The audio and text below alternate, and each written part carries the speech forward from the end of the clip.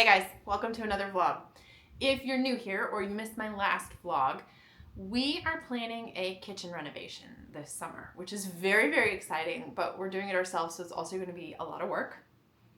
So we're trying to sort of get a jump on that and do as much as we can early before the official kickoff date of the project. We're working with friends and stuff, so it's not entirely by ourselves, but we have a set start date and we want to do as much as we can before that. And one of the things that we can do is some demolition on our current pantry, which is a very small room off the kitchen that is currently being used as the kids' art room.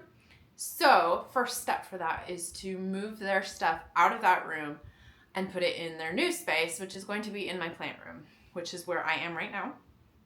It used to be in here. This used to be an art room, and it was an absolute disaster. It was such a mess all of the time, and I'm actually really nervous about putting them back in here. But since it's a shared space now, it's not just their art room, it's their art room and my plant room. I'm hoping that it will be better, plus they're older. I don't know if I am just clinging to a fool's hope, but I am hopeful. So today I am getting started. We bought these two cabinets behind me, and that's where I'm going to store their art supplies. Yeah, so what I'm going to do right now is go through some of their stuff. And luckily a lot of it is already in tubs and bins and things.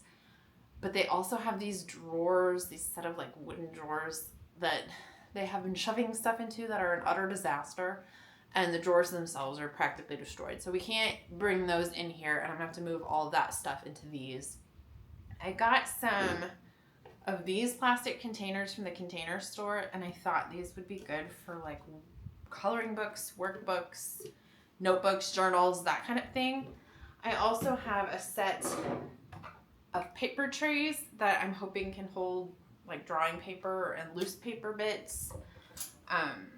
Yeah, we're just gonna have to dig in and see what I can do. I'm not the most naturally organized person, so it's a little bit of trial and error here. It's a little bit of trial and error to figure out what's gonna work and what they are going to be able to maintain. The key thing about these cabinets is that I can close the doors.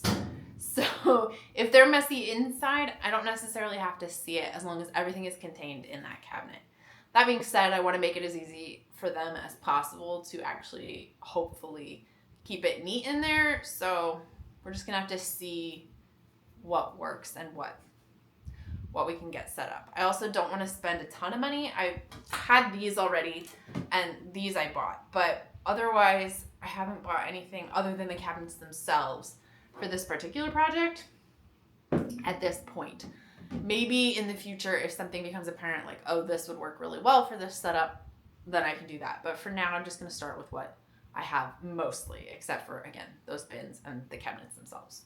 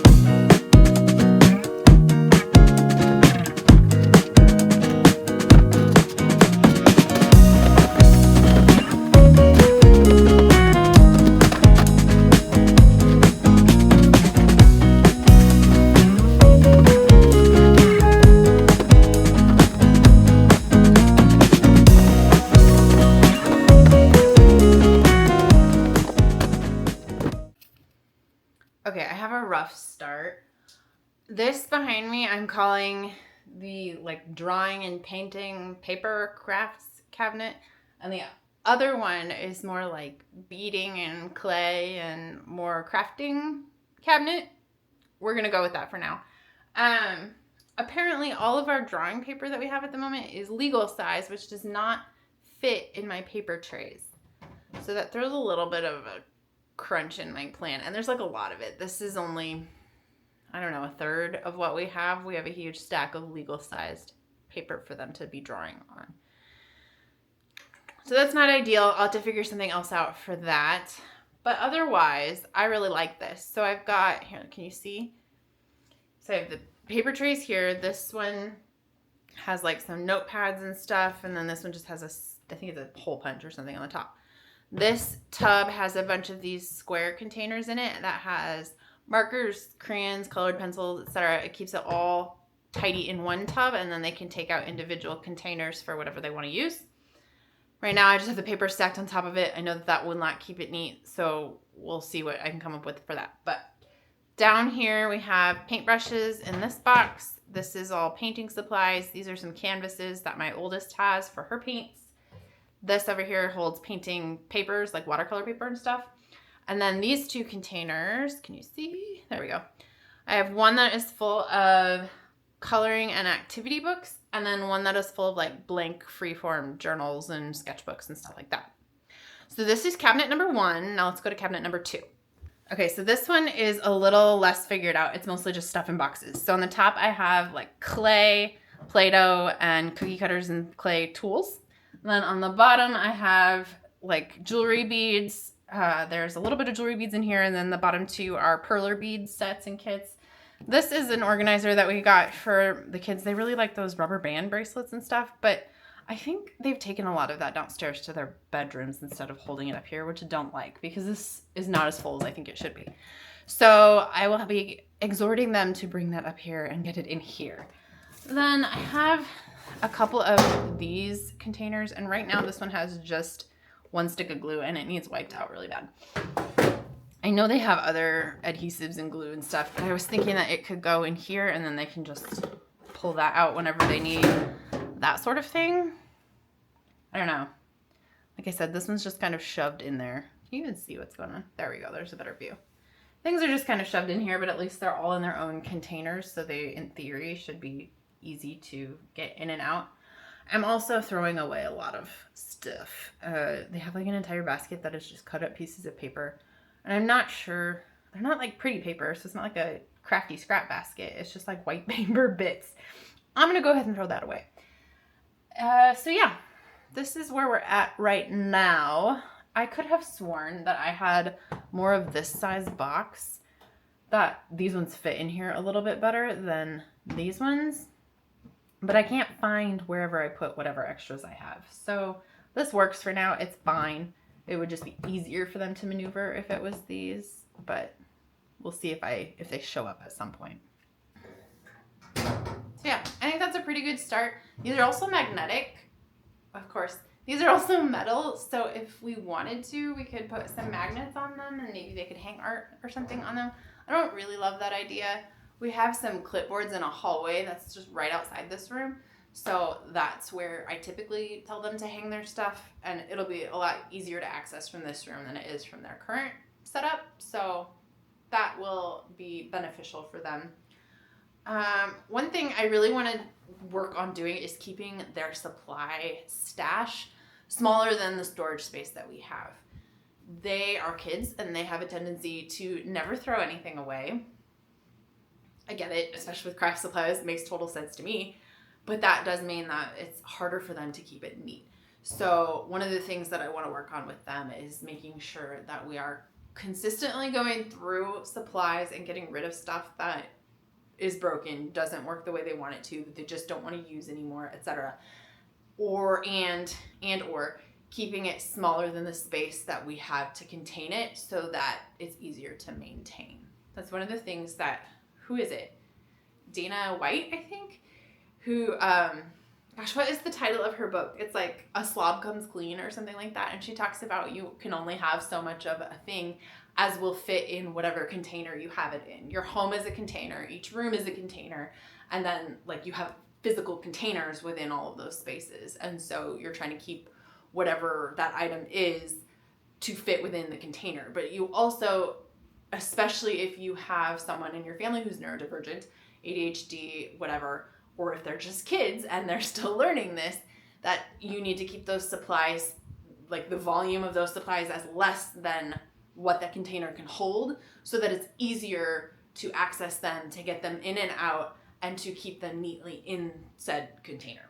And I don't know, that concept makes a lot of sense to me. So that's something that I really want to emphasize in this particular instance and help them learn, and hopefully they can carry that forward. But yeah, so far I'm happy with that. We're off to a pretty good start. I just dropped my oldest off at camp. There are actually a lot of kids from her school going there, and several of the girls in her cabin are actually in her class at school. So she's going to be fine. She has lots of friends there. She'll make new friends. I think I'm more nervous about this than she is, but still, this is like a big milestone moment. So I'm just road tripping home now. I pulled over, stopped at a rest area. And when I get there, the littles are at Grandma and Grandpa's. So I have the house to myself, which is pretty awesome. I think this is a good opportunity. I made really good progress on the art cabinets yesterday, but the old art room still has a bunch of just stuff that we don't need to hold on to. So like half-used things and stuff that's like ripped up or parts of it are lost or whatever. A whole bunch of junk that I would like to throw away, but I know that they will want to hold on to. So I think this is a good opportunity to just discreetly get rid of some of those things while everyone's out of the house. So it's probably what I'm going to do when I get home. So for now, we're just driving home. I have my Diet Coke road trip fuel. And yeah, so good afternoon, low-key day. So yeah, we're just on our way home. Nothing too exciting to report. It is the next day, but I am once again in my car. I am about to commute home. I just got off of work. And okay, so up until just recently, my car has been in the shop. So I've been coming to and from work with my husband in his car, and he just drops me off and then he picks me up on his way home. So this is like one of the first times this summer that I will drive home in my own car without the kids. I have a solo commute during summer break, and this is like just occurring to me, and that is very exciting. A little bit of alone time, bookending my day. Love it. Oh, so I'll probably find a podcast or something, or an audiobook. Oh, speaking of audiobooks, hang on, let me get my jacket off. Okay, speaking of audiobooks, I finished Whidbey, and another book, Sandwich, by Caroline Newman. Is that her name? Yeah. So I finished Whidbey. It was good, I guess. It was very dark and very heavy. There's a lot to chew on. It's very interesting in terms of just the content. There's a lot to think about. I think it would make a fabulous book club book for extended discussion. Would love that. Is it my personal favorite? Probably not, but I'm glad I read it. Sandwich was super fun, very funny. I love the writing style. I can't wait to read Rec, but it was also heavier and more emotional than I expected. There are like twists, the reveal that the mom reveals during the course of the story, way deeper and a little bit triggering for me personally.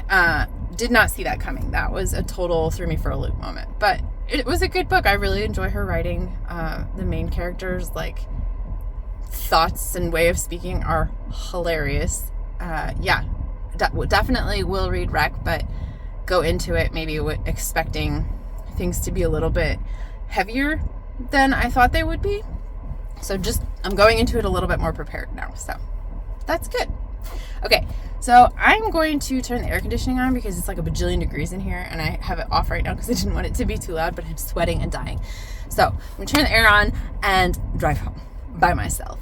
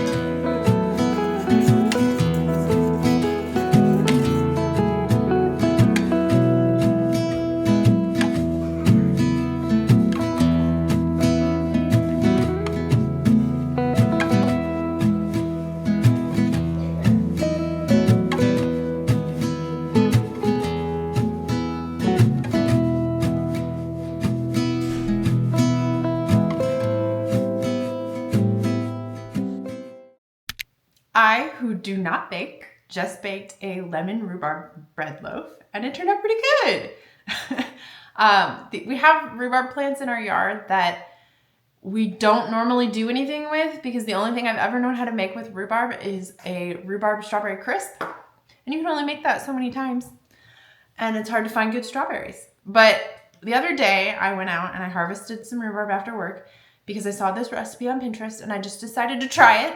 I do not bake. I do not cook. But I cooked this. I baked it. And it turned out good. In fact, my 8-year-old said it was perfect. I should never change the recipe and I should immediately make it again. So, success. We do have some more rhubarb, so maybe I will make another loaf, but we'll see.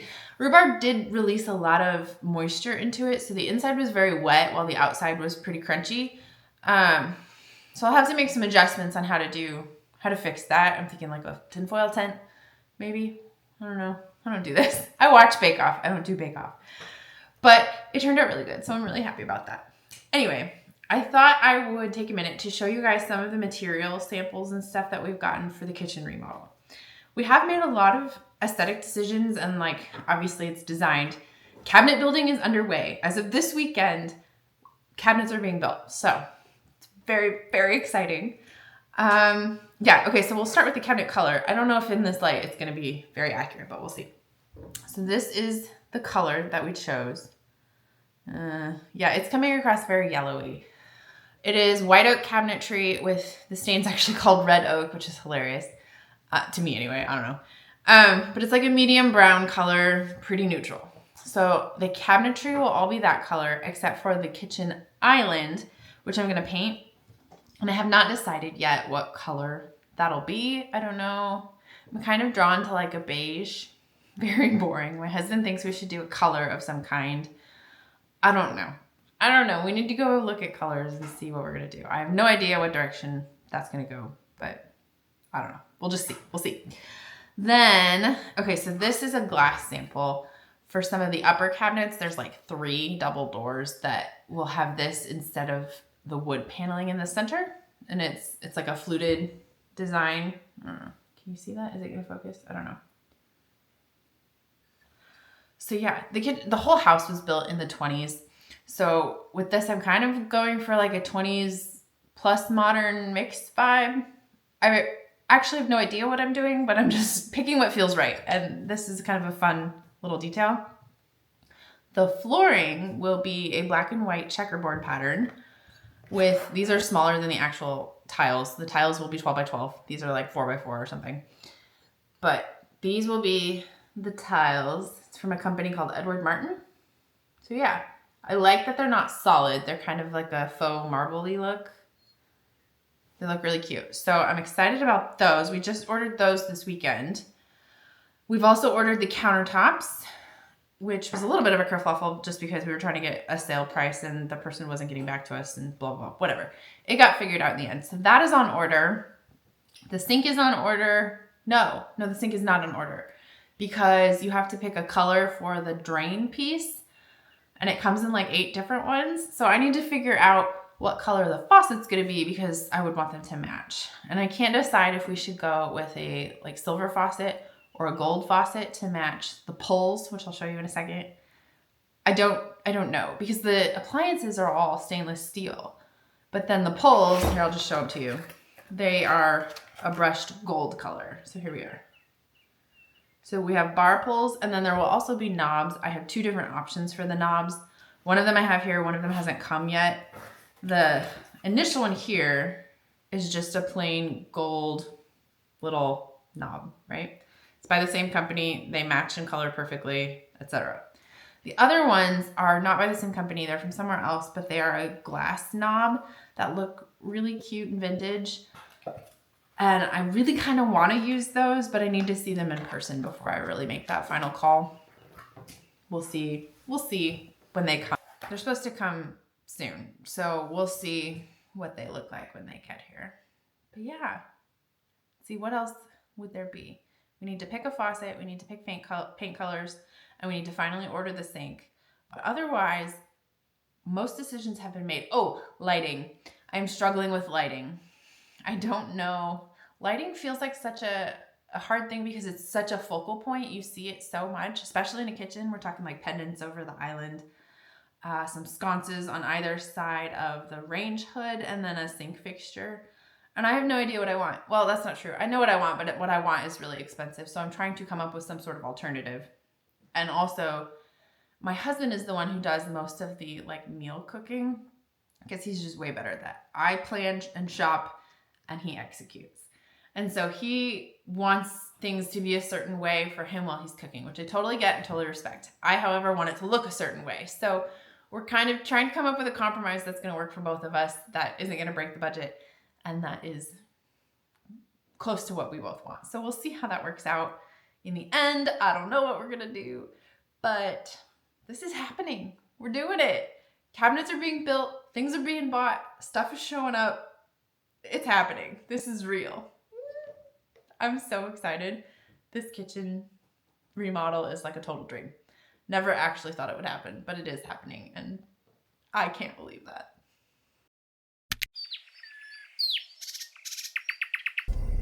Hey guys, it's been a couple of days. Today is Monday. I just got off work and I swung by Sherwin-Williams to get some sample cards to decide on a paint color for the kitchen island. I obviously have no idea what color I want. So I'm going to take them home and kind of play around with them with some of the other sample materials that I have, and we'll just see what sticks. The kids have been at a day camp today and they're there all week.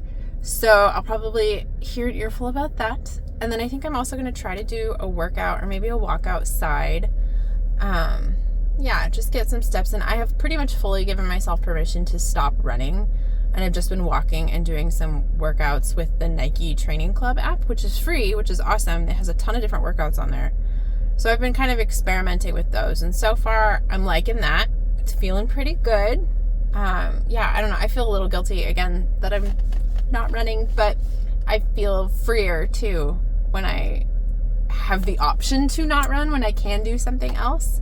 So there's that. So yeah, the heat is kind of moving in a little bit, which makes me uncomfortable.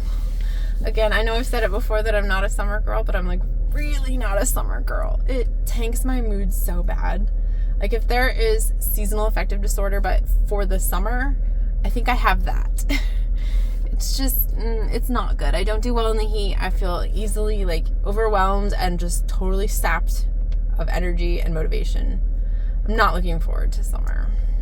So far, I'm okay. I feel like I'm kind of like riding the middle ground, but as it gets hotter, I get more and more nervous about how far over that cliff I'm gonna drop. So, but anyway, I'm going to try and stick to my workout routine as much as possible and do as much of it outside as possible, just because being outside, that fresh air is good for my mental health, but we'll see how it works. We'll see how it goes. So yeah, let's go home and try and get a workout in.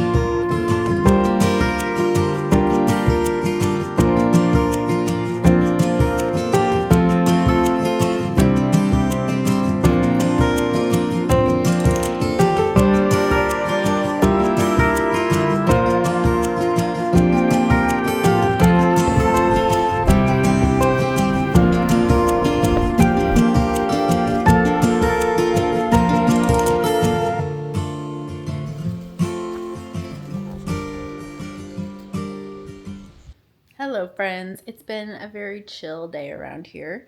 Did a little crafting, did some reading. I spent a lot of time staring at paint cards and I'm not feeling them. I'm thinking maybe something more neutral. I don't know. I started out with the idea of doing like a light beige, but we're gonna have stools along this and I have 3 kids. So I don't think that would hold up very well. So then I went color. Now I don't know. So I think I need to take another trip to Sherwin-Williams and just kind of look around and see what else might strike my fancy. I don't know. So I'm a little stuck on that. But once I get this decided, we're almost done with aesthetic decisions, like the designy look of it. And then it's just like logistical pieces of the actual project. So we'll need to set up like a temporary kitchen. I'll need to prep a bunch of meals to eat while we don't have access to the kitchen, stuff like that. And that's less stressful to me. I think it stresses my husband out more, but it doesn't stress me out as much. It's the design and the aesthetic stuff that stresses me out. So we're making progress. That's good. So I don't know. It was nice too to have today kind of be a little bit chill because I know that chaos is coming. And so it's kind of like hibernating before the summer or something like that, like storing up all this energy and inner peace so that when it's absolutely crazy, I don't lose it. I don't know if that's logical, but that's kind of how I feel. If you made it this far though, thanks for watching. The saga will continue in the next video. Bye.